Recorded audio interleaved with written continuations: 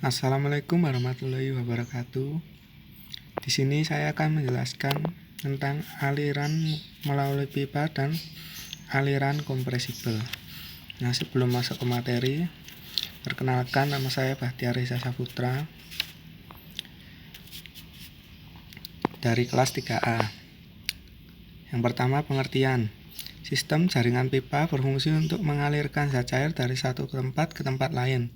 Aliran terjadi karena adanya perbedaan tinggi tekanan dari kedua tempat.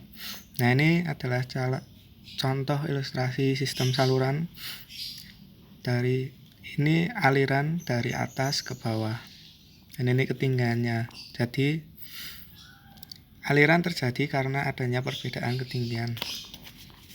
Kemudian, pada bab ini, saya akan menjelaskan tentang beberapa jenis sistem jaringan pipa, antara lain yang pertama aliran dalam pipa seri, yang kedua aliran dalam pipa paralel, ketiga aliran dalam pipa bercabang, dan yang terakhir aliran dalam jaringan pipa.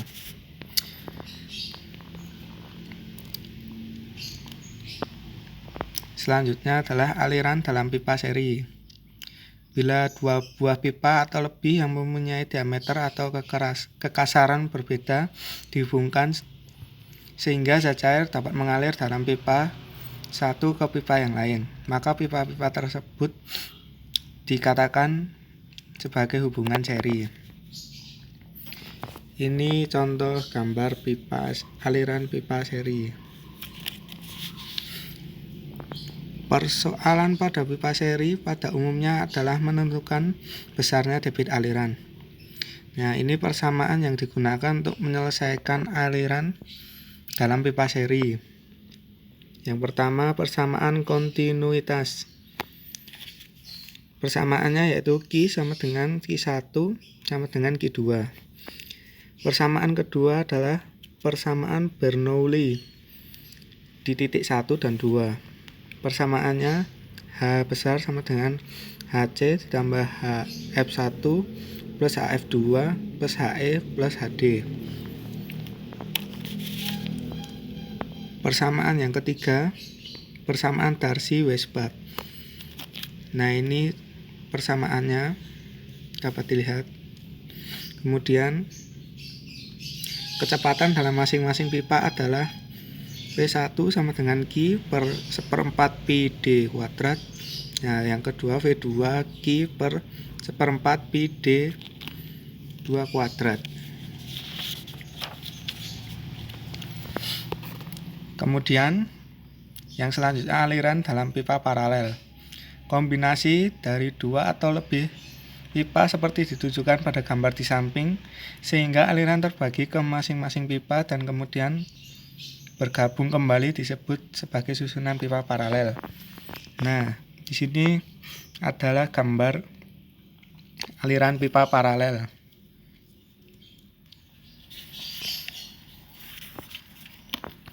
Dari gambar di samping di atas, persamaan untuk menyelesaikan pipa paralel adalah HF1 sama dengan HF2 sama dengan HF3 sama dengan HFAB sama dengan PA per ini plus ZA min dalam buka kurung PB per plus ZB tutup kurung, atau sama dengan Q sama dengan Q1 tambah Q2 tambah Q3.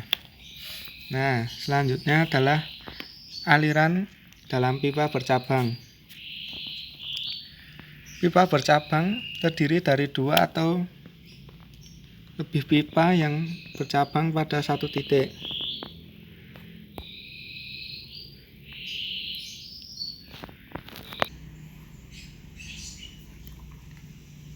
Nah, lanjut aliran dalam pipa bercabang. Pipa bercabang terdiri dari dua atau lebih pipa yang bercabang pada satu titik dan tidak kembali pada bagian hilirnya. Satu contoh klasik dari susunan pipa bercabang adalah susunan pipa yang menghubungkan 3 buah kolam. Selanjutnya adalah aliran dalam jaringan pipa. Satu jaringan pipa terbentuk dari pipa-pipa yang dihubungkan sedemikian rupa sehingga aliran keluar pada suatu titik bisa berasal dari beberapa jalur pipa. Nah, ini adalah contoh gambar jaringan pipa. Kemudian dilanjut contoh soal untuk materi aliran melalui pipa. Di sini ada contoh soalnya. Diketahui susunan pipa paralel seperti gambar di atas yang di samping tadi di bab aliran paralel. Karakteristik masing-masing pipa sehingga pipa sebagai berikut. L1 sama dengan 300 meter, dan D1 sama dengan 0,3 M, dan F1 sama dengan 0,014, L2 sama dengan 200 meter, D2 sama dengan 0,4 meter, dan F2 sama dengan 0,14. Kemudian L3 sama dengan 500 meter, dan D3 sama dengan 0,25 meter, dan F3 sama dengan 0,017. Debit pada pipa utama adalah 450 liter per sekon.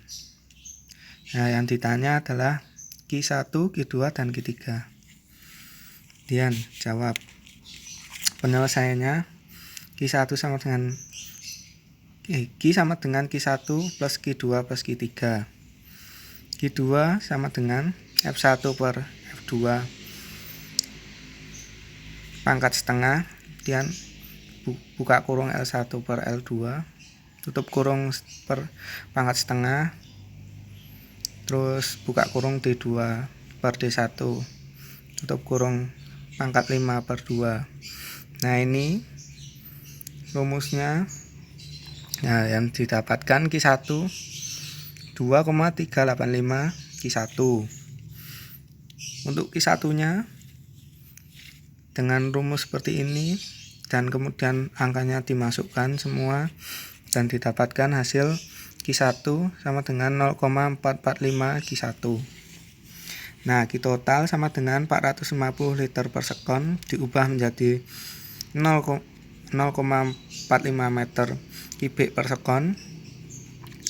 Selanjutnya 0,45 sama dengan Q1 plus 2,385 Q1 plus 0,445 Q1. Q1 sama dengan 0,12 meter kubik per sekon. Q2 sama dengan 0,28 meter kubik per sekon. Q3 0,05 meter kubik per sekon. Nah, ini udah selesai contoh soal yang aliran melalui pipa. Kemudian lanjut ke bab selanjutnya, yaitu aliran kompresibel. Yang pertama, konsep termodinamika. Udara mengalir melalui saluran pendek dengan penampang konstan didinginkan dengan nitrogen cair. Kemudian yang selanjutnya, kecepatan suara.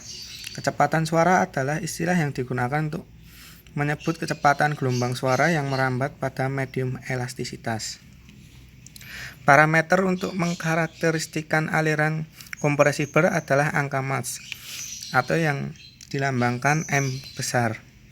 Angka Mach adalah perbandingan antara kecepatan aliran lokal dengan kecepatan suara lokal.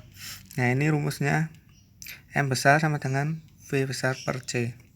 Angka Mach ada M kurang dari 0,3 yaitu kompresibel, M kurang dari 1 adalah subsonik, M besar lebih dari 1 yaitu supersonik, 0,9 kurang dari M kurang 1,1 adalah transsonik, dan M lebih dari 5 yaitu hypersonik. Nah, kemudian selanjutnya ada garis Fano dan garis Rayleigh. Yang pertama, garis Fano adalah garis yang melalui lokus titik dengan kecepatan massa dan entalpi stagnasi yang sama.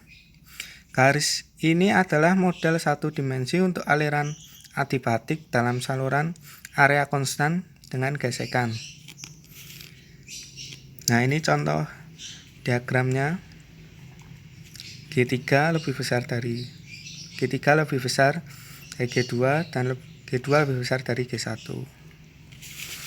Kemudian garis Rayleigh adalah garis yang mewakili lokus titik dengan tekanan impuls yang sama dengan kecepatan massa. Garis ini adalah model untuk aliran dalam saluran area konstan dengan perpindahan panas tetapi tanpa gesekan. Nah, ini adalah contoh diagramnya. Kemudian masuk ke contoh soal pada bab aliran kompresibel.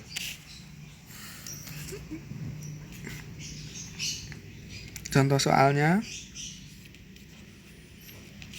diketahui P1 sama dengan 350 kPa, T1 sama dengan 60 derajat Celcius, V1 sama dengan 183 meter per sekon.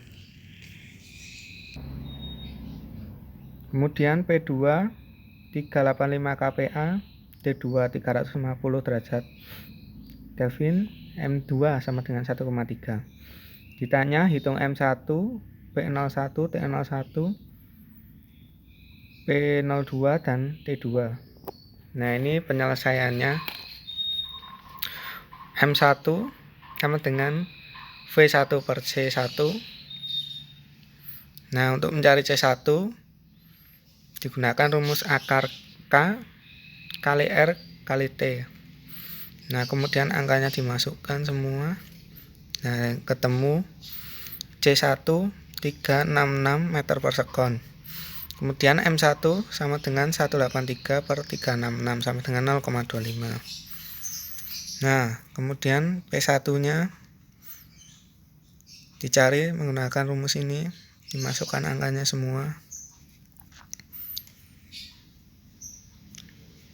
Dan didapat 415 kPa.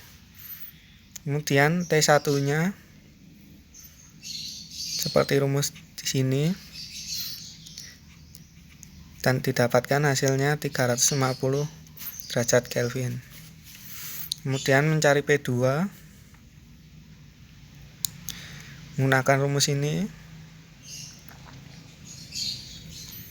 dan didapat P2 nya 139 kPa. Dan T2 nya masukkan angka yang diketahui tadi dengan rumus ini dan dihitung, dan didapatkan hasilnya untuk T2 yaitu 262 derajat Kelvin. Dan contoh soal dari aliran kompresibel sudah selesai,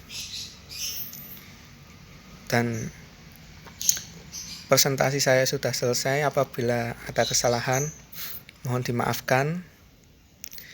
Sekian, wassalamualaikum warahmatullahi wabarakatuh.